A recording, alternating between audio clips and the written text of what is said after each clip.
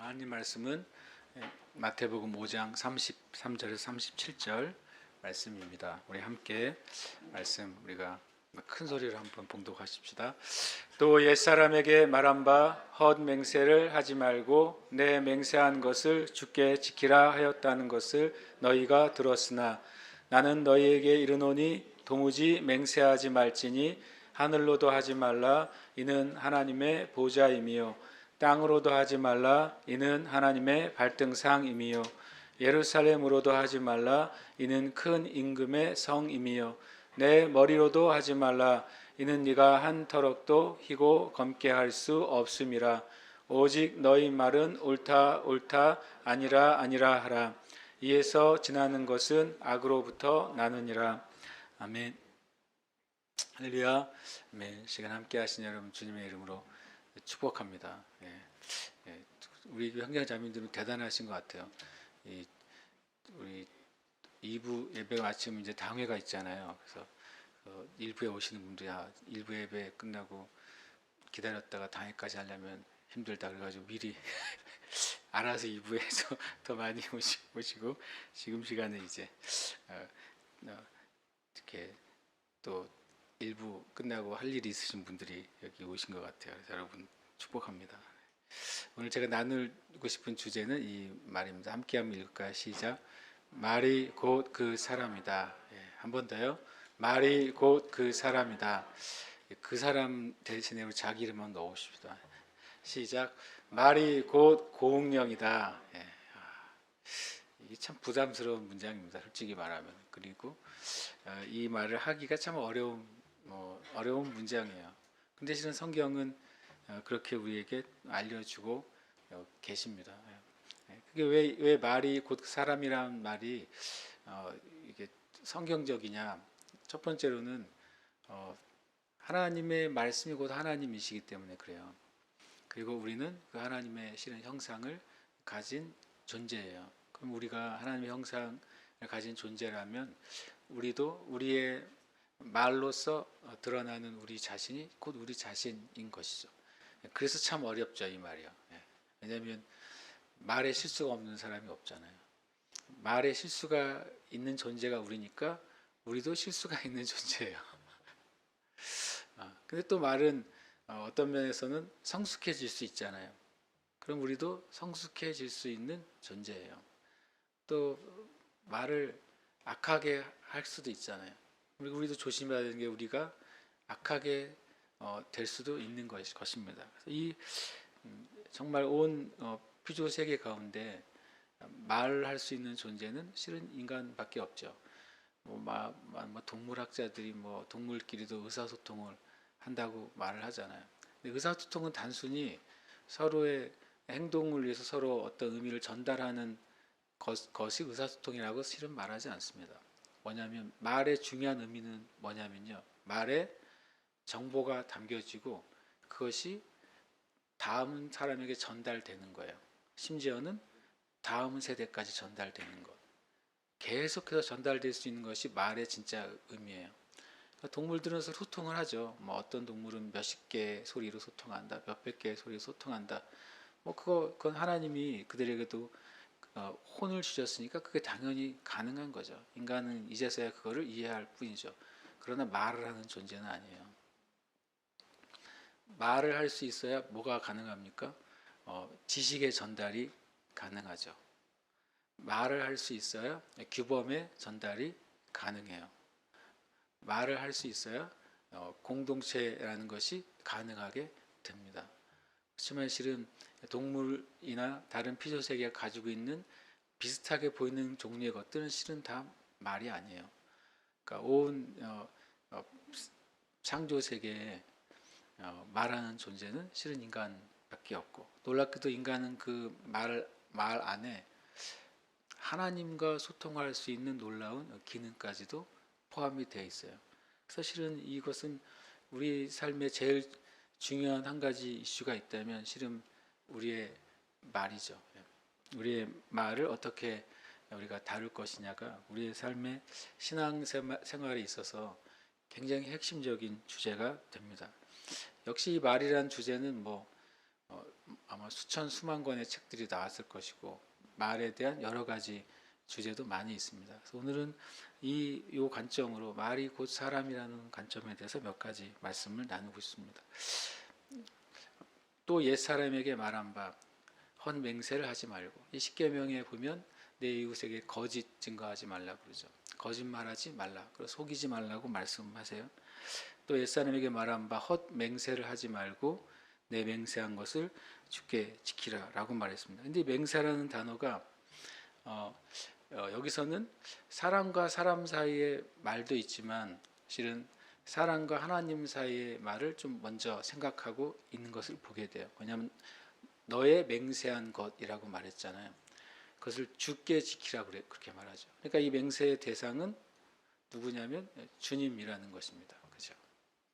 물론 사람과 사람 사이에도 맹세할 수 있죠. 그러나 이 주님께서 말하고 있는 건 수많은 종교적인 언어들, 그것이 다 실은 하나님께 하는 뭡니까? 맹세죠. 그래서 맹세라는 단어가 홀코트라는 단어를 사용하는데, 그게 홀코트라는 단어 자체가 맹세라는 의미 전에 어떤 한계를 설정하는 것을 말하는 거예요. 내가 여기서부터 여기까지라고 정하는 것을 말하죠. 어떤 표현으로 되어 있냐면 거기 사전에는 거룩한 제한이다 이렇게 말을 해요. 내가 믿음의 삶을 살기 위해 이렇게 할 거야 라고 딱 제한을 하는 거죠. 내가 신앙의 삶을 지키기에 예를 들어서 내가 이것은 하지 않고 이것은 할 거야, 이게 뭐예요? 내가 제한해 놓는 거잖아요. 그런 종류의 것이 실은 다 맹세에 속해요. 우리 맹세라는 한국 단어 때문에 특별한 어떤 걸 내가 선포할 때만 맹세라고 생각하게 되는 거예요. 그렇지 않고 내가 하나님 앞에서 거룩한 제한을 갖는 것, 내가 어떤 바운더리를 갖고 내가 어떻게 하겠다고 하는 계획이나 결심이나 고백을 하는 것이 다 실은 맹세에 속합니다. 실은 우리의 기도의 많은 부분이 의외로 맹세입니다. 왜냐하면 주님 내가 어떻게 하겠습니다라고 기도할 수 있잖아요. 꼭 맹세합니다라고 말해야 맹세하는 게 아니라 하나님 앞에 내가 거룩한 제안을 하는 거예요. 주님의 은혜에 의해서 내가 그렇게 고백하는 것이죠. 또 주님의 은혜를 내가 어떤 면에서 내 삶을 통해 그것을 갚고 영광을 올려드리기 위해서 무엇인가를 내가 약속하는 것이죠. 거룩한 약속이기도 하고, 또 성경엔 서원이라고도 이 단어는 사용이 됩니다. 옛사람에게 말하는 헛맹세를 하지 마라 이렇게 말했어요. 근데 놀랍게도 성경은 이 주님에 대해서 어떤 언약을 하고, 주님도 우리에게 언약하시니까 우리가 주님께 어떻게 하겠습니다라고 고백하고 행하는 것은 좋은 것 아닙니까? 라고 충분히 물을 수 있는 질문이라는 거예요. 예수님도 그것은 옛사람에게 말해진 말씀이라고 말합니다. 근데 주님은 엄청 새로운 표현을 쓰십니다. 나는 너희에게 이르노니 도무지 맹세하지 말래요. 제가 이 말이 되게 오히려 어렵게 들렸어요. 아까 말한 것처럼 맹세가 어떤 특별한 때만 적용되는 일, 평생에 몇 번 없는 일이 아니라 하나님 앞에 우리 하는 어떤 고백이 근본적으로는 이 맹세의 성격을 가지고 있거든요. 그런데 주님이 맹세하지 말라고 말씀하세요. 근데 대상을 하늘로 하지 말라, 땅으로 하지 말라, 예루살렘으로 하지 말라, 그리고 너의 머리로 하지 말라. 네 가지 영역이 있어서 맹세하지 말라고 하는 것이죠. 근데 주님이 하늘을 가지고서 네가 맹세하지 마라. 왜냐하면 거긴 하나님의 보좌니까 너의 영역이 아닌 거예요. 네가 책임질 수 있는 영역도 아니고 네가 그것에 대해서 바꿀 수 있는 영역도 아니죠. 땅도 마찬가지죠. 이 땅에 있는 어떤 것으로도 할 수도 없는 거. 하나님의 발등상이에요. 하나님의 발등상이라는 표현이 구약에서는 어디에 사용됩니까? 지성소 안에 있는 법궤 위를 덮는 뚜껑. 법궤 위를 덮는 뚜껑을 뭐라고 합니까? 속죄소라고 하죠. 다른 말로 하면 시은좌라고 합니다. 법궤는 상자죠. 우리 같은 만약에 사과 상자 같이 생겼다고 생각하시면 돼요. 그게 법궤고요. 법궤를 덮어요. 법궤를 덮는 뚜껑이 시은좌이죠. 그걸 보고 성경에는 하나님의 발등상이라고 합니다. 시은좌에는 뭐가 있습니까? 거기에 두 그룹이 서로 마주보고 있잖아요. 그게 법궤의 뚜껑이에요. 법궤와 뚜껑은 원래 따로따로 되어 있습니다. 물론 그거를 합쳐서 법궤라고도 이해할 수도 있지만 성경대로 한다면 그렇습니다. 그리고 거기를 하나님의 발등상이라는 표현을 써요. 왜냐하면 모세가 그 법궤 앞에서 하나님과 대화했어요. 이사야가 하나님의 성전에 있을 때 하나님의 옷자락이 임한 것을 경험해요. 마치 어떤 이제 우리의 상상으로 그림을 그릴 수 있으면 하나님의 보좌가 하늘에 있잖아요. 하나님이 누군가와 만나실 때 그 다리를 딱 땅의 어느 처소에 걸치신다는 개념이에요. 그래서 발등상이라고 표현하는 것입니다. 발등상은 실은 구약에서는 이렇게 성소나 또 성막 안에 있는 지성소에 있는 바로 시은자를 의미합니다. 그런데 예수님은 땅 자체가 하나님의 발등상이라고 그랬어요. 예수님은 이 확장을 시키셨습니다. 그 말은 뭐냐면 하나님은 어디에나 계신 분인 거예요. 구약에는 이 성막 안에 성전 안에 지성소 안에 하나님이 계신다라는 마음을 가지고 있었잖아요. 유대인들이요. 그런데 신약에서는 신약은 예수님께서 뭐라고 말씀하시냐면 하나님은 어디에나 계시는 분. 그분은 어디에나 그의 발등상이 쳐져 있어요. 그러니까 하나님이 다스리시지 않는 영역이 없고 하나님이 계시지 않는 영역이 없는 곳, 그것이 땅이라고 말씀하고 있는 것입니다. 그러니까 그것도 우리의 주권이 역사할 수 없는 장소죠. 하늘도 당연히 그렇지만 또 우리가 마음대로 다룰 수 있는 영역도 아닌 거예요. 이 땅도요. 그러니까 그것으로 그것을 가지고 맹세하거나 서원하거나 그렇게 하지 말라고 말씀하십니다. 예루살렘으로도 하지 말라. 특별히 이 말씀을 듣는 유대인들과 제자들에게 예루살렘은 정말 거룩한 성이잖아요. 예루살렘에 대한 믿음이 얼마나 이 유대인들이 컸냐면요. 히스기야 때 예루살렘이 멸망당하려다가 하나님이 도우심으로 18만 5천 명이 하룻밤만에 죽는 사건이 있잖아요. 그 사건 뒤에 유대인들에게는 이런 믿음이 있었다고 그래요. 예루살렘 성은 영원히 무너지지 않는다. 그 믿음이 있었습니다. 그래서 주후 70년에 로마 디도 장군에 의해서 예루살렘 성이 함락될 때 왜 그렇게 많은 유대인들이 학살당했냐면요. 그 믿음이 면면이 이어져 내어났기 때문이라고 요세푸스의 책에 나와 있어요. 유대인들은 이 예루살렘은 절대 무너질 수 없어. 어떤 믿음이 있었냐면 예루살렘이 무너지는 날이 종말이야라고 믿었어요. 유대인들은요. 그래서 제자들이 예수님께 뭘 질문했습니까? 마태복음 24장에 이런 일이 언제 있겠습니까? 그 끝에 무슨 일이 있겠습니까? 제가 그거 가지고 몇 줄을 얘기했는데 마태복음 24장의 제자들의 질문은 예루살렘의 돌이 하나도 무너지지 첨놓이지 않고 무너지리라고 주님 말씀하셨잖아요. 그 제자들은 그거를 뭘로 받아들인 것입니까? 종말로 받아들인 것입니다. 당시 유대인들은 종말은 무엇이냐? 예루살렘이 무너지는 거예요. 우리가 생각하는 종말하고 다릅니다. 근데 마태복음 24장을 우리가 생각하는 재림의 종말로 이해하는 순간 두 개가 섞여요. 그 제자들이 언제 이런 일이 일어났습니까? 이런 일은 예루살렘 성이 무너지는 때, 그리고 마지막 때라고 말해요. 그 끝. 그들이 말하는 끝은 뭡니까? 예루살렘이 무너지는 거예요. 유대인들에게는 그게 종말이었어요. 이 믿음이 있었습니다. 예루살렘에 대한 엄청난 믿음. 히스기야 왕의 사건 이후로. 그래서 티수 장군이 예루살렘을 포위하고, 그리고 당시에 황제가 죽잖아요. 황제가 죽어서 잠시 동안 공격이 멈춰졌어요. 그래서 사람들이 피난할 수 있는 시간이 열렸어요. 도망갈 수 있는 시간이 있었어요. 그런데 대부분의 유대인들이 도망을 가지 않습니다. 그냥 그때 많은 거짓 선지자들이 예루살렘은 무너지지 않는다. 히스기야 왕 때 하나님이 지신 것처럼 저 로마 군인도 하나님이 하룻밤 사이에 다 죽이실 것이다. 그런 예언자들이 엄청 많았습니다. 놀랍게도요. 그 대부분의 유대인들은 그 자리를 떠나지 않은 것입니다. 누구만 살아났을까요? 예수님이 말씀하시면 그 가증스러운 것이 거룩한 곳에 서는 것을 보거든 어디로 가라고요? 산으로 도망하라. 그 말을 기억한 크리스찬들만 도망갔습니다. 그건 역사의 기록이에요.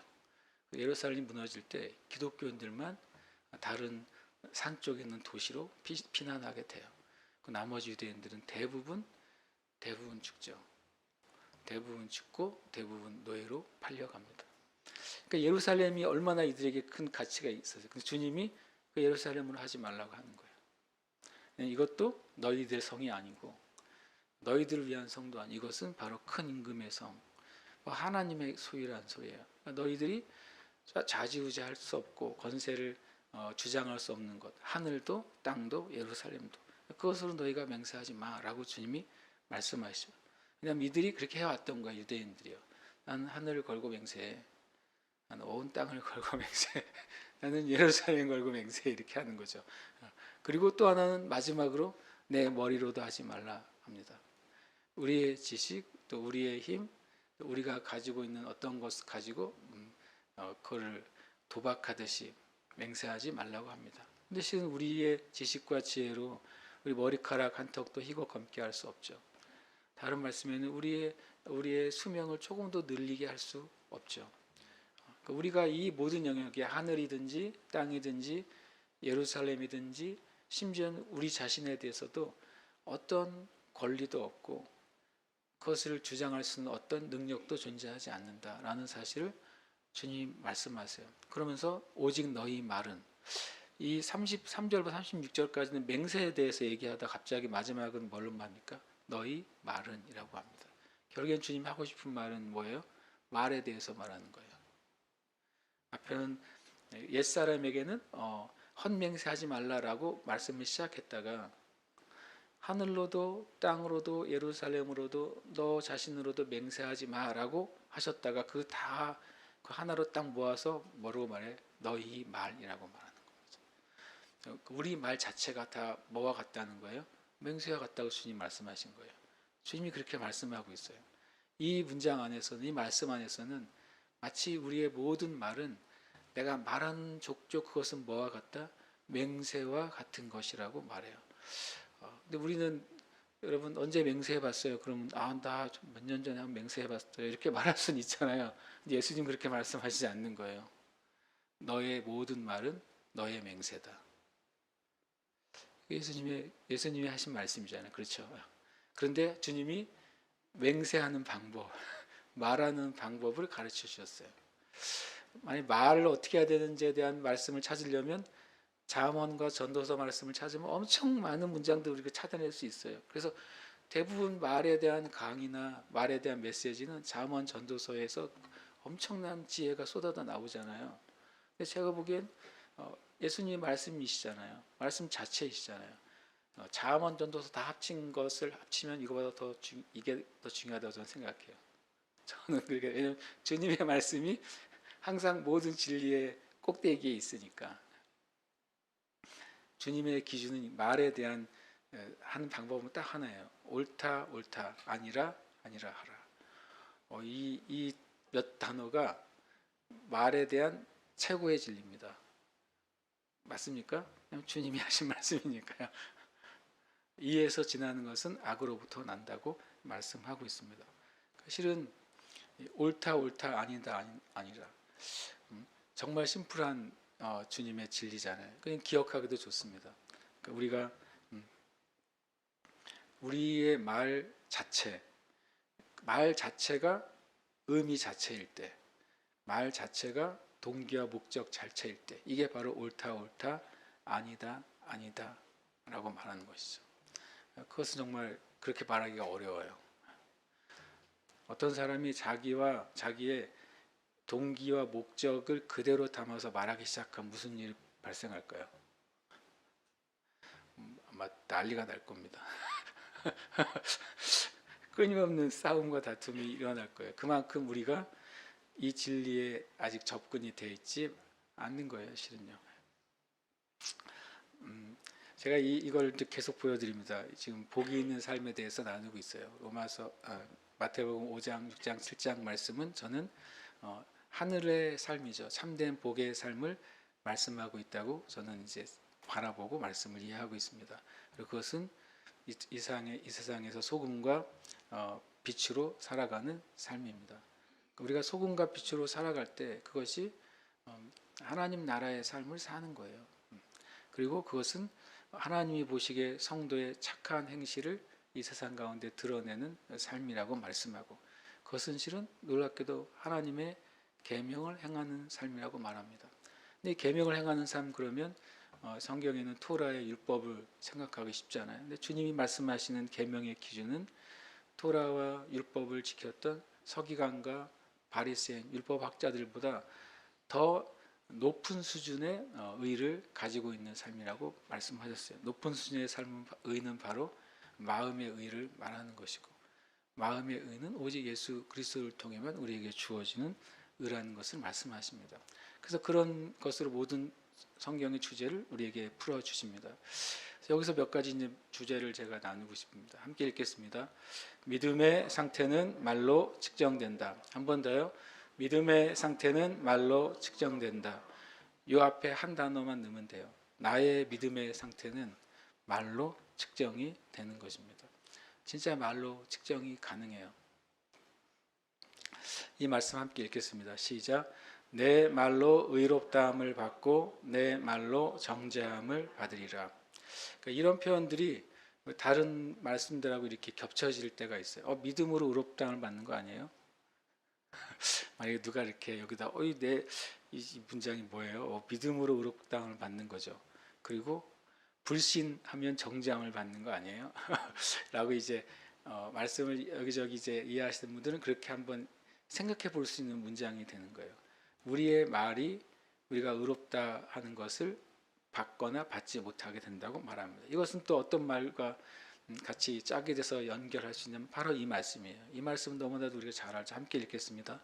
사람이 마음으로 믿어 의에 이르고 입으로 시인하여 구원에 이르느니라. 아멘. 의라는 단어가 죄가 없는 상태를 말하잖아요. 근데 의의 원래 또 의미는 뭐냐면 하나님께 받아들여지는 상태라는 의미를 가지고 있어요. 그러니까 모든 의는 하나님께서 받아들여지는 종류의 말이나 종류의 생각이나 종류의 행동이 되어야 의인 거예요. 그 외에는 의가 아닌 것이죠. 우리 예수 그리스도에 의해서 우리가 의롭게 됐어요. 예수 그리스도 안에서 나의 생각이 하나님께 받아들여지게 됐어요. 그래서 내 마음의 묵상을 주님이 받으실 수 있는 거예요. 내가 의인이 되었기 때문에. 나의 기도가 왜 주님께 받아들일 수 있냐? 내가 의인이 된 것이죠. 내 자체가 예수 그리스도 안에서 하나님께 받아들일 수 있는 존재가 됐으니까 나의 기도도 하나님께 받아들일 수 있는 기도가 된 것입니다. 죄인의 기도는 들으시지 않습니다. 그래서 성경은 믿는 자의 기도만 하나님이 들으세요. 전 정말 이런 얘기를 들은 적이 있어요. 예수 믿지 않는 분인데 어떤 문제가 생기니까 이렇게 말합니다. 하나님이 계시면 이럴 수가 있냐고. 제가 그분한테 하나님이 계셔서 이러실 수 있어요 그랬어요. 왜냐하면 성경은 명확하게 말하고 있어요. 그러니까 하나님은 하나님의 자녀의 기도만 들으시는 거예요. 그거 너무 치사하다고 누가 그럴지 모르지만 실은 알고 보면 그게 당연한 진리가 되어야 되죠. 만약 하나님의 자녀가 아닌 하나님을 믿지 않는 자의 기도와 부르짖음을 주님이 들으신다면 우리가 하나님을 믿어야 될 이유와 목적과 의미가 아예 존재하지가 않잖아요. 그래서 마귀는 거짓을 많이 풀어놔요. 많은 어떤 문제들이 생길 때마다 왜 하나님은 살아계신가라고 질문하는 거죠. 질문 자체가 거짓입니다. 그 자체가요. 그런데 여기에 보면 사람이 마음으로 믿어 의에 이르고 입으로 시인해서 구원에 이릅니다. 자주 말씀드리지만 구원이라는 단어는 항상 첫 번째는 영혼의 구원을 의미해요. 그러나 이 구원이라는 단어가 항상 영혼의 구원만을 의미하지 않습니다. 구원이라는 단어, 신약에서는 소테리아라는 단어 안에는 영과 혼과 몸의 모든 회복을 다 구원이라고 말합니다. 병든 사람이 나은 것을 그가 구원받았다라고 표현해요. 그의 문제가 해결됐을 때 그가 구원받았다고 표현합니다. 원수나 적으로부터 쫓기다가 거기서 안전하게 됐을 때 그가 구원받았다라고 말합니다. 마음의 고통 가운데서 성경이 이런 표현을 말합니다. 주님, 저를 이 마음의 고통으로부터 구원하소서라고 말합니다.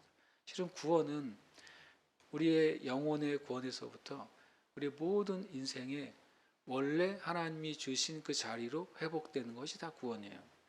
그래서 실은 믿음의 상태는 그 사람의 말로 측정이 됩니다. 저와 여러분이 모든 삶에 있어서 어디까지 주님이 받으실 만한 말을 하는지에 따라서 달라집니다. 예를 들어서 어떤 신앙의 영역에 있어서는 믿음의 말을 잘 하시는 분들이 있어요. 그런데 재정의 영역에 있어서는 성경에 있는 믿음의 말을 잘 못해요. 또 어떤 질병에 있어서도 성경에 있는 믿음의 말을 잘 못해요. 사람과의 관계에 있어서도 믿음의 말을 잘 못해요. 개인적인 신앙의 고백에 있어서는 믿음의 말을 해요. 하지만 나머지 영역들은 그 개인적인 신앙의 영역의 믿음의 말을 확신 있게 하는 만큼 나머지 영역을 하지 못해요. 어떻게 측정할 수 있느냐? 여러분이 예수 그리스도를 믿는 믿음의 고백이 확실합니까? 그러면 똑같은 수준으로 다른 믿음의 고백들을 할 수 있으면 여러분의 자신이 내가 어느 영역까지 믿음으로 살아가고 있는지를 알 수 있어요. 모르겠으면 가까운 사람한테 물어보세요. 그러면 돼요. 진심으로. 가까운 사람에게 내가 이 문제에 있어 믿음으로 말을 하고 있어? 라고 물어보면 돼요. 실은 그건 굉장히 생각보다 측정하기 쉽습니다. 만약 할 수만 있으면 1시간만 여러분의 말을 녹음해 보세요. 금방 알 수 있어요. 정말로 우리 혼잣말에서도 우리는 알 수 있어요. 믿음의 상태는 정말 진실로 우리의 말로 측정이 됩니다. 단순히 말을 부드럽게 젠틀하게 잘 말한다고 그것이 좋은 믿음의 말이 아니라는 걸 우리가 압니다. 진실하냐 하는 것이고, 그리고 그것이 마음의 생각과 동기를 진실하고 그리고 바른 통로로 말하느냐 하는 것이고, 더 놀라운 것은 말은 말로 끝나지 않고 말한 것을 내가 행하려고 살아가느냐 하는 거예요. 그것이 다 말이라는 하나의 고리 안에 다 걸려 있는 것이죠. 그래서 말의 상태는 그 사람의 신앙의 상태예요. 그건 저도 동일하죠.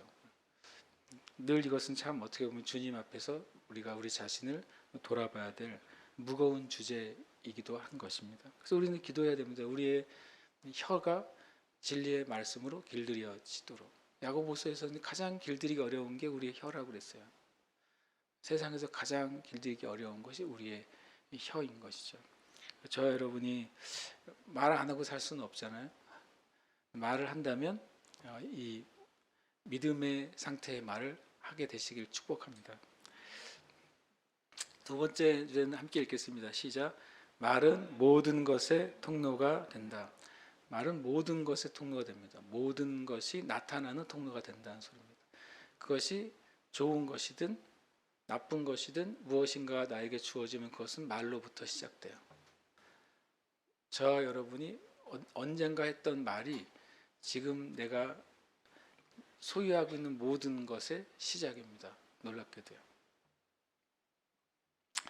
함께 이 말씀 읽겠습니다. 시작. 예수께서 그들에게 대답하여 이르시되 하나님을 믿으라. 내가 진실로 너에게 이르노니 누구든지 이 산더러 들리어 바다에 던져지라 하며 그 말하는 것이 이루어질 줄 믿고 마음에 의심하지 아니하면 그대로 되리라. 이 22절과 23절이 연결되어 있다는 사실을 생각하고 읽어야 돼요. 하나님을 믿으라 이렇게 표현하셨어요. 그러더니 밑에 23절에는 하나님이 안 나타나요. 제가 말하는 의도를 아시겠습니까? 주님이 이건 하나의 질문에 대한 하나의 대답이잖아요. 무화과 나무가 어떻게 해서 말랐습니까? 라고 질문했어요. 무화과 나무에 열매를 얻으려 가셨는데 열매가 없었어요. 잎만 무성하고 열매가 없었단 말이에요. 그때 주님이 무화과 나무를 저주하 네가 다시는 열매를 맺지 못하리라. 열매를 맺지 못하는 상태가 되는 것은 말라 죽는 것이죠. 그 다음날 어떻게 됐습니까? 말라 죽었죠. 그걸 보고 제자들이 깜짝 놀라서 묻습니다. 어떻게 이런 일이 일어났습니까? 물었어요. 그랬더니 주님이 대답이 재밌어요. 하나님을 믿으라. 질문과 대답이 돼요, 여러분? 무화과 나무가 어떻게 메말랐어요? 라고 주님께 질문했더니 주님은 하나님을 믿어. 한번 서로 그렇게 대화를 해보세요. 그게 앞뒤가 맞는 대화인가? 그리고서 계속 말씀해. 내가 진실로 너에게 이른다. 진실로는 뭡니까? 하나님을 믿으라는 말이 무슨 뜻인지를 내가 너에게 알려줄게 라고 말하는 겁니다. 하나님을 믿으라라는 말의 의미가 밑에 23절이에요. 뭐냐면 누구든지부터 시작하시면 돼요. 누구든지 이 산더러 들리어 바다에 던져지라 하며 그 말하는 것이 이루어질 줄 믿고 마음에 의심하지 않으면 그대로 되리라. 질문이 뭐였다고요? 이 답이 나오는 질문은 무화과 나무가 어떻게 말랐습니까? 어떻게 이런 일이 발생했습니까? 라고 묻는 거예요. 발생한다는 일이 일어난다는 것과 관계된 단어는 뭐예요? 맨 끝에 있는 거죠. 그대로 된 것이죠. 그죠? 주님이 어떻게 해서 그대로 됐어요? 말씀을 하셨어요. 네가 다시는 열매를 맺지 못하겠다고 말씀하셨고 그대로 됐어요. 그럼 여기서 누구든지 1차적으로 누구에 해당돼요? 예수님 자신이죠. 예수님 자신이 말씀하신 대로 무화과 나무가 그대로 어떻게 됐어요? 말라버린 거예요. 그런데 주님이 하나님이라고 말하지 않고 누구든지라고 말했어요. 그 말은 뭐냐면 그 자리에 예수님뿐만 아니라 저와 여러분도 들어갈 수 있다는 소리죠. 그런데 그 위에 더 높은 차원의 법칙은 뭐예요? 하나님을 믿는다는 거예요. 전 예전에 이 말씀을 이해하고 나서 또 깜짝 놀랐어요. 저는 여러 번 놀랐는데 성경을 모르다가 깨달으면 하나님을 믿으라고 말했어요. 그래서 하나님에 해당되는 수 있는 단어가 완전 놀랍게도 누구든지입니다. 믿으라고 하는 것에 해당되는 대비되는 단어는 뭐라고 말하고 그 말하는 것을 믿고 의심하지 않는 게 믿는 거예요. 예수님이 그 무화과나무를 향해서 너는 더 이상 열매를 맺지 못할 거라고 하며 예수님 말씀하신 대로 그대로 이루어질 거를 믿고 의심하지 않으셨어요. 그리고 무화과나무는 말랐다는 것입니다. 근데 하나님을 믿으라는 단어를 우리가 이해를 못하는 거예요. 하나님을 믿으라. 여러분 어느 성경을 찾으셔서 하나님을 믿으라 believe in God으로 되어 있지 않는 게 문제예요. 하나님을 믿으라는 말을 어떻게 이해하면 하나님이 계시고 하나님을 내가 믿는 거잖아요. 한글 문장이 이해되시죠? 나를 믿어, 너를 믿어 이렇게 표현하잖아요. 그래서 이 한글 문장은 그렇게 되어 있어요. 하나님의 사랑을 믿는 거예요. 하나님의 능력을 믿는 거예요. 하나님의 함께 하심을 믿는다라는 표현할 때 하나님을 믿으라고 표현하잖아요. 참 죄송한 표현이지만 이거 이제 번역이 좀 원래하고 달라요. 모든 영어 성경은 이렇게 되어 있습니다. Have faith in God. Believe in God이 아니에요. Have faith in God. 이 말을 직역하면 하나님 안에 있는 믿음을 소유하라는 뜻입니다. 이 단어는 정말 중요한 문장이에요. 왜 예수님이 이때 이 말을 꺼냈는지를 정말 알아야 돼요. 제자들의 질문을 다시 말하면 주님 어떻게 무화과 나무가 말랐죠? 그랬더니 주님이 하신 말씀 뭐냐면 너희들도 하나님 안에 있는 믿음을 소유해. 그러면 너희도 무화과 나무가 마르게 할 수 있어 라고 말씀하신 거고 그래서 다시 풀어서 말씀하신 거예요. 내가 진실로 너에게 이르는데 누구든지 그 말은 뭐냐면 내가 말한 것처럼 하나님이 하시는 것처럼 무엇인가 이렇게 되라고 말하고 그 말하는 것이 이루어질 줄 온전히 믿고 의심하지 않으면 그 일이 그대로 나타날 거야. 내가 했던 것처럼 하나님 안에 있는 믿음처럼. 이 말이 잘못 이해하면 하나님도 어떤 믿음의 대상을 가지시나 그것이 아니에요. 하나님이 어떤 방식으로 일하시냐 하는 거예요. 하나님은 믿음으로 일하십니다. 하나님 자신이 믿음으로 행하세요. 그것을 보여주는 최고의 말씀이 창세기 1장인 것입니다. 1장 3절에 하나님이 이르시되 빛이 있으라 하심에 뭐라고요? 빛이 있었더라. 그게 요 문장인 거예요. 하나님 안에 있는 믿음이 뭐냐면, 하나님은 무엇을 아시냐면 하나님이 말씀하신 것이 이루어지는 것을 아세요.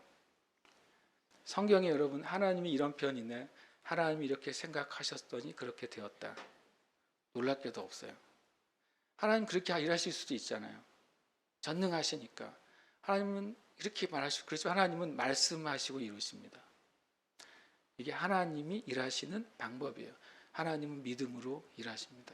그리고 우리에게 그 믿음을 가지라고 하는 거예요. 그 믿음이 뭐라고요? 누구든지, 하나님도 예수 그리스도도 무엇이 마땅히 이루어져야 될 것에 대해서 말하고, 그것이 말하는 것이 이루어질 줄 믿고 의심하지 않으면 그대로 되는 거죠. 이렇게 말할 수 있어요. 악한 자가 이 믿음을 가지게 되면 어떻게 돼요? 악한 자가 이 믿음을 가질 수는 없죠. 왜냐하면 마땅히 되어질 일, 하나님의 진리 안에서 되어질 일, 하나님이 우리에게 주시겠다고 약속하신 일, 예수 그리스도를 믿는 자에게 하나님이 주신 언약과 권리, 우리는 그것을 말하는 거예요. 근데 그때 말하는 것을 믿고 의심하지 않을 때 그것이 이루어진다고 말씀합니다. 그래서 말은 모든 것의 통로입니다. 진짜 모든 것이에요. 저와 여러분의 모든 것의 통로. 아주 하찮게는 몸이 좀 찌뿌둥하면 감기 걸리겠네. 여러분 말대로 정말 돼요. 근데 그게 경험해 보셨을 거예요. 실제로. 근데 우리에게 말의 습관인 거죠.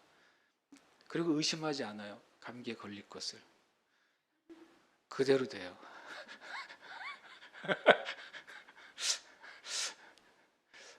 다른 사람한테도 그런 종류로 말해요. 너 보니까 상태가 안 좋아. 3일 지나면 쓰러질 것 같아. 그래 말하다가 막 의심하지 않으면 그 사람이 쓰러질지도 몰라요. 그러나 온 세상은 끊임없이 불신앙과 부정과 추측과 진리가 아닌 말을 서로 주고받아요. 근데 누군가가 믿는 자들이 그것을 계속 잘라내야 되는 거예요. 우리는 성경의 말씀으로 불신앙과 그리고 추측과 거짓의 말을 계속 잘라내야 돼요. 그렇게 할 때 우리는 우리의 모든 삶의 모든 것의 통로가 하나님으로부터 오는 것만 열어놓을 수 있는 것입니다. 그렇게 하시기를 축복합니다. 말은 그래서 축복이 될 수도 있고, 정말 말은 어둠과 저주가 될 수도 있습니다. 우리가 어떤 내적 치유 같은 것을 이제 과정을 통과할 때 많은 사람들, 실은 대부분이라고 해도 될 것 같아요. 대부분의 마음 안에 있는 상처의 시작은 항상 말이에요. 말. 어떤 말 한마디가, 물론 행동이 포함된 말이겠죠. 어떤 말, 어떤 메시지 하나가 우리의 삶을 엄청 많은 기간 동안 묶어 놓을 때가 있어요. 그 말이 뭐라고, 그 눈빛 하나가 뭐라고 내 인생을 한쪽의 축을 마치 그 축이 고장 난 것처럼, 마비된 것처럼 그것이 작동이 되지 않는 거예요. 하나님이 그 사람을 정말 희락이 충만한 사람으로 창조하셨는데도 마귀가 어떤 한 가지 말로 그 사람의 근본을 묶어 놓을 수도 있어요. 한참 동안 그 사람은 우울한 인생을 살 수도 있는 거예요. 저의 삶에도 그런 것이 몇 가지 있었어요. 결국엔 말이에요. 나에게 한 그 말을 내가 받아들이고, 실은 어떻게 보면 그 말을 믿은 거죠. 하나님이 하신 말씀이 아닌데 내가 그걸 받아들였어요. 진리로부터 온 말이 아닌데 내가 그것을 받아들였어요. 다른 말로 하면 그걸 내가 믿은 겁니다. 그때 그것은 우리 안에서 믿음대로 그 열매가, 그 쓴뿌리가 자라나는 거예요. 그럼 그런 삶을 우리가 사는 것이죠. 말은 모든 것의 통로입니다. 축복의 통로도 되고 어둠과 저주의 통로도 됩니다. 실은 우리가 아는 것처럼 누군가의 말이, 어떤 말씀이 우리가 예수 믿고 구원받는 통로도 됐잖아요. 모든 것의 통로는 말이에요. 또 이것도 중요한 말입니다. 함께 읽을까요? 말은 곧 그 사람이다. 이것은 그냥 이 말씀으로 우리가 이해할 필요가 있어요. 함께 읽겠습니다. 태초에 말씀이 계시니라. 이 말씀이 하나님과 함께 계셨으니 이 말씀은 곧 하나님이시니라. 예수님은 보이는 하나님의 말씀이에요. 그렇죠. 예수님은 이 땅에 보여진 하나님의 말씀이십니다. 하나님이 말씀이에요. 하나님의 말씀이 곧 하나님입니다. 이건 되게 중요하죠. 우리가 성경을 읽을 때 성경이라는 문장이나 글자가 성경책이 하나님이 아니라 이 성경에서 지금 성경 읽는 나에게 말씀하시는 그분이 하나님이신 것이고, 내가 그 말씀을 믿을 때 내가 하나님을 믿는 것입니다. 창세기 15장 6절에 아브라함이 하나님을 믿으니 하나님이 그것을 의로 여기셨다고 말해요. 아브라함이 하나님을 무엇을 믿었냐면 바로 앞에 있는 하나님의 말씀을 믿은 거예요. 자녀가 없는 아브라함에게 너의 자손이 하늘의 별처럼 바다의 모래처럼 많아질 거야 라고 하신 이 말씀을 아브라함이 자다 일어나서 그 말씀을 믿었어요. 받아들였어요. 그 하나님의 말을 받아들였어요. 그때 하나님이 그것을 보고 네가 의롭다고 말씀하신 거예요. 그래서 아브라함이 하나님의 말을 받았을 때 그가 의인이 됐어요. 그러면 말은 곧 우리 자신입니다. 그래서 우리는 내가 이런 말을 하기 때문에 내가 이런 존재가 아니래. 거꾸로예요. 내가 이런 존재이기 때문에 이런 말을 하는 자인 거예요. 우리는 예수 그리스도의 보혈의 은혜로 죄사함 받고 의롭게 된 자이기 때문에 나는 이제 의의 말을 하는 존재가 된 것입니다. 우리가 예수님 안에서 구원받은 하나님의 자녀인 존재가 됐기 때문에 나는 하나님의 말씀을 나누는 자가 된 거예요. 거꾸로가 아니에요. 내가 믿음의 말을 하기 때문에 내가 의인이 아니에요. 우리는 의인이기 때문에 믿음의 말을 하는 것입니다. 우리는 구원받은 자이기 때문에 하나님의 말씀을 하는 거예요. 말은 곧 그 사람입니다. 저와 여러분이 우리가 그러면 나는 평소에 정말 믿음의 말을 잘 못하는데요. 그러면 나는 믿는 자가 아닙니까? 그렇게 생각하면 성경의 진리가 아니라는 거예요. 우리가 아직 이 입술이 내 존재에 합당하게 말하는 법을 훈련하지 않는 거예요. 조선시대나 우리 과거에 왕자로 태어나면 선생님들이 달라붙잖아요. 그래서 뭘 바꿔요? 말을 바꾸죠. 말을 바꿨다고 왕자가 되는 건 아니잖아요. 왕자로 태어난 그가 그 왕자로서의 말을 계속 가르쳐서 그 왕자에 합당한 말을 하는 자가 되게 만드는 거예요. 저와 여러분도 우리 생각을 바꿔야 돼요. 내가 더 좋은 말을 하면 좋은 존재가 되느냐. 세상은 그렇게 말합니다. 분명히. 근데 우리는 다른 컨셉이에요. 왜냐하면 우리의 능력으로 좋은 자가 되고 우리의 능력으로 의인이 되는 존재가 아니잖아요. 우리는 하나님으로부터 태어나야지만 의인인 존재예요. 그러니까 우리가 내가 어떤 존재인지를 알면 나는 어떤 말을 해야 되는지를 알게 되는 거예요. 저 여러분이 그 사실을 기억하시길 축복해요. 내가 하나님이 이 거룩한 말씀으로 나를 낳았다는 사실을 기억하는 것입니다.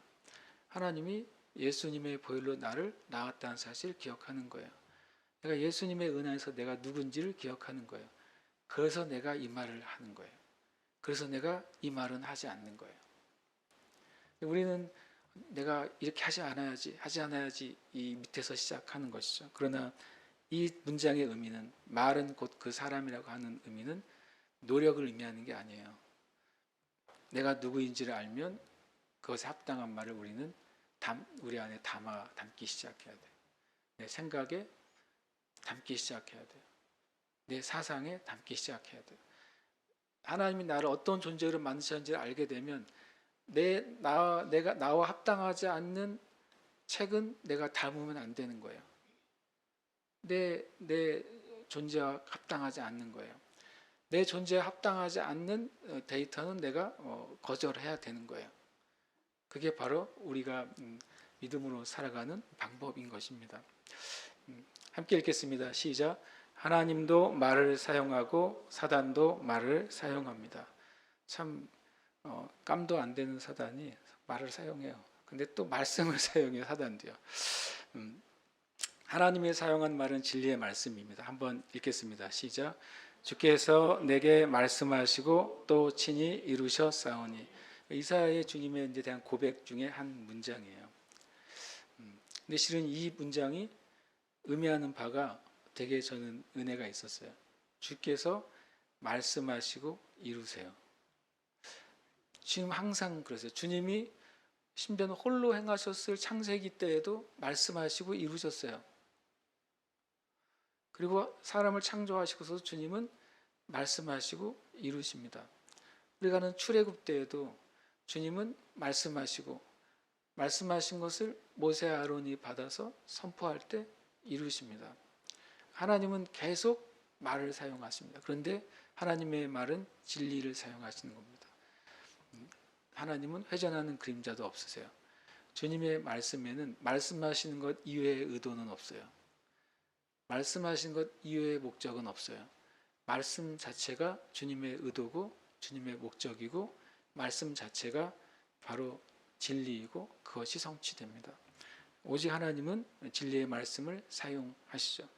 마귀도 사단이 사용하는 것은 거짓의 말씀이에요. 신기하게도요. 사단도 말을 사용하는데 말씀을 사용해요. 예수님을 시험할 때 사단이 뭘 가지고 시험했습니까?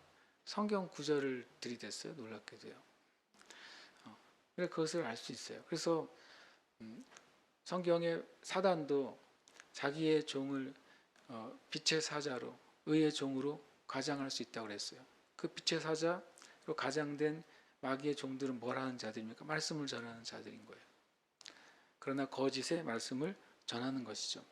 사단이 처음으로 거짓의 말씀을 풀어놓은 것은 창세기에 나옵니다. 같이 읽겠습니다. 뱀이 여자에게 물어 이르되 하나님이 참으로 너희에게 동산 모든 나무의 열매를 먹지 말라 하시더냐. 하나님의 말을 인용하죠. 이 말은 참 재미있는 여러 가지 사실을 알게 하는데요. 첫 번째로는 뱀이 이 사실을 어떻게 알았을까요? 첫 번째 질문이어야 돼요. 뱀은 어떻게 하나님이 너희라고 했으니까 아담과 하와에게 하신 명령을 어떻게 알고 있었을까요? 라고 하는 거예요. 알고 있었기 때문에 그걸 또 어떻게 합니까? 왜곡하는 것이죠. 그 말은 뭐예요? 하나님이 아담에게 말씀하실 때 누구도 있었어요? 사단도 있었기 때문입니다. 근데 하나님이 아담에게 이 말씀을 하시는 장소가 어디였어요? 에덴이었어요. 그러면 사단도 처음에 어디에 있었다? 에덴에 있었습니다. 이 말씀은 되게 심플하지만 실은 어떻게 보면 신학적으로 어떻게 보면 이 사단에 대한 엄청 많은 정보를 제공해 주는 문장이에요. 어쨌든 주제는 그게 아니니까 하나님이 참으로라고 표현해요. 야, 이 말 참으로 진짜? 하나님의 말씀은 항상 참이세요. 제가 어렸을 때 어떤 어른한테 누가 말했는데 진짜요? 정말로요? 이렇게 말했다가 진짜 혼났어요. 또 내 말을 왜 내가 말했는데 나한테 진짜냐고 물어보냐고 어떻게.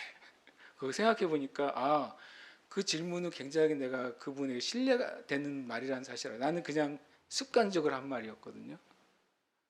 하나님 말씀하시는데 진짜로요? 이러면 안 되는 거예요. 주님은 항상 진짜이시잖아요. 항상 참이신 주님의 말씀에 내가 진짜로? 라고 질문하면 이건 정말 사단식의 표현이에요. 하나님이 진짜로 너희에게 동산 모든 나무의 열매를 먹지 말라. 여기 아시지만 마귀는 항상 진리 플러스 알파를 말해서 거짓을 만들어내잖아요. 심지어는 진리 99%에다가 1%의 독을 타서 거짓을 만들어내요. 그래서 거짓을 분별하려고 하면 어려워요. 그냥 100개 중에 하나니까 얼마나 구별하기 어려워요. 그렇잖아요. 그런데 우리가 진리를 알기 시작하면 나중에 거짓은 그냥 드러나는 것이죠. 자연스럽게 드러나는 거예요. 그래서 하나님은 동산 모두의 나무의 열매를 실은 먹으라고 말했어요. 심지어는요. 그렇죠. 동산에 창세기 2장을 보시면 이렇게 표현합니다.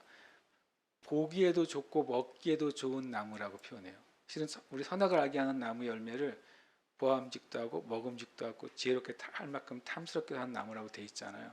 근데 이미 에덴 동산에 하나님이 주신 수많은 종류의 가지의 열매는 보기에도 좋고 먹기에도 좋은 나무라고 아예 되어 있어요. 이미 보기 좋고 먹기 좋은 나무는 널려 있었다고요. 그래서 모든 걸 먹으라고 말했죠. 이 말이 아주 살짝 뒤집어서 주님은 다 먹어. 그런데 너와 나의 약속 하나를 하는 것이죠. 하나님이 너를 사랑하시는 증거예요. 그리고 너희가 나를 사랑하는 증거로 하나의 약속. 그것이 선악을 알게 하는 나무에 있는 동산 중앙에 두 종류의 나무가 있는 거잖아요. 생명나무가 있고 선악을 알게 하는 나무. 우리는 굳이 하지 말라는 걸 하고 싶은 마음이 있는지 몰라도 그렇게 주님이 규정을 하셨는데 마귀는 말씀을 하는데 하나님의 말씀을 인용하는데 거기에 거짓을 섞어서 말하는 겁니다. 그래서 우리가 계속 집중해야 될 건 그래서 단순합니다. 하나님이 진짜 말씀하신 것을 그대로 집중하는 거예요. 그럴 때 마귀가 거짓을 섞어서 우리에게 가져올 때 그때 우리가 그것을 분별하게 되는 것이고 그것은 아주 쉬운 일이 되는 것입니다. 그래서 우리가 우리의 삶 가운데 정말 이 진리의 말씀을 내가 어떻게 말하느냐, 또 진리의 말씀을 어떻게 믿음으로 고백하느냐, 진리의 말씀대로 생각하느냐, 그것이 실은 우리의 신앙 생활의 어쩌면 핵심이기도 합니다. 그리고 그것은 우리의 삶을 완전히 다른 차원으로 옮기게 되는 은혜가 있는 줄 압니다. 함께 이 시간 주님의 마지막 이제 기준을 읽고 기도하고 있습니다. 함께 읽겠습니다. 오직 너희 말은 옳다 옳다 아니라 아니라 하라. 이에서 지나는 것은 악으로부터 나느니라. 여기서 악은 악 또는 악한 자라고 되어 있어요. evil one이라고 되어 있습니다. 그러니까 실은 내가 yes 아니면 no로 말할 수 있는데 yes라고 말하면서 나를 드러내려고 하는 것은 마귀로부터 오는 거예요. no라고 말해야 되는데 no라고 말하면서 나를 합리화하는 핑계거리를 더하는 것은 마귀로부터 오는 거예요. 주님이 그렇게 말씀하니 이것을 지나가는 것은 순전하고 그리고 진짜 내가 원하는 그 의도와 목적을 속이고 포장하고 그리고 그것이 아닌 것처럼 꾸미는 모든 말은 악으로부터 나옵니다. 마귀로부터 온 것입니다. 그것은 뭐냐면 마귀로부터 나오는 생각을 내가 받아들이는 거예요. 마귀로부터 오는 생각을 내가 믿는 것입니다. 마귀로부터 오는 생각에 내 자신을 종으로 주는 거예요. 그러면 실은 내 말이 마귀의 것을 받아들이고 마귀의 것을 믿고 마귀의 종이 됐기 때문에 내 말의 열매는 당연히 마귀로부터 열매를 맺게 됩니다. 아주 단순한 그냥 진리예요. 그리고 그것은 우리의 삶 가운데 실은 많이 반복됐던 일들이에요. 나 말한 것처럼 주님이 만약에 우리가 진리 안에서 옳다고 하는 것을 옳다고 말하고 진리 안에서 아니라고 말하는 것을 아니라고 말하기 시작하면 첫 번째로는 마귀로부터 오는 것은 끊어지는 것이죠. 마귀로부터 오는 것이 끊어지니까 어둠의 열매도 끊어지는 것입니다. 하나님이 우리에게 열매 맺혀지는 것입니다. 저 여러분이 이 말씀 안에서 우리의 말을 주님께 올려드리길 축복합니다. 그리고 우리 자신을 훈련하길 축복합니다. 함께 이 시간 고백하고 기도하도록 하겠습니다. 함께 고백하겠습니다. 나는 예수 그리스도로 말미암아 새 피조물 새 사람이 되었다. 아멘. 한 번 더요. 나는 예수 그리스도로 말미암아 새 피조물 새 사람이 되었다. 아멘. 고백합니다. 나는 예수 그리스도로 옷 입었으므로 예수 그리스도와 같이 말한다. 아멘. 한 번 더요. 나는 예수 그리스도로 옷 입었으므로 예수 그리스도와 같이 말한다. 아멘. 고백합니다. 나는 하나님의 말씀으로 말하고 믿음으로 말하고 진실하게 말한다. 아멘. 한 번 더 고백합니다. 나는 하나님의 말씀으로 말하고 믿음으로 말하고 진실하게 말한다. 아멘. 갈라디아서 3장에 보면 예수 믿는 사람들은 예수님과 온전히 하나 되기 위해서 그리스도로 옷 입혀졌다고 말씀하고 있어요. 우리가 그리스도로 옷 입혀졌기 때문에 밖으로부터 우리를 볼 땐 그리스도가 보이는 것입니다. 우리가 그리스도로 옷 입혀졌기 때문에 하나님이 우리를 보실 때 그리스도로 보시는 것입니다. 그래서 우리는 이제 우리 안에서 우리 바깥으로 나갈 때 예수 그리스도를 통과해서 나가는 존재가 된 거예요. 내 안에 분과 노와 화와 또 어둠과 그것이 생겨서 나갈 수 있죠. 근데 그것이 주님을 통해서 나갈 때 걸러지는 것이죠.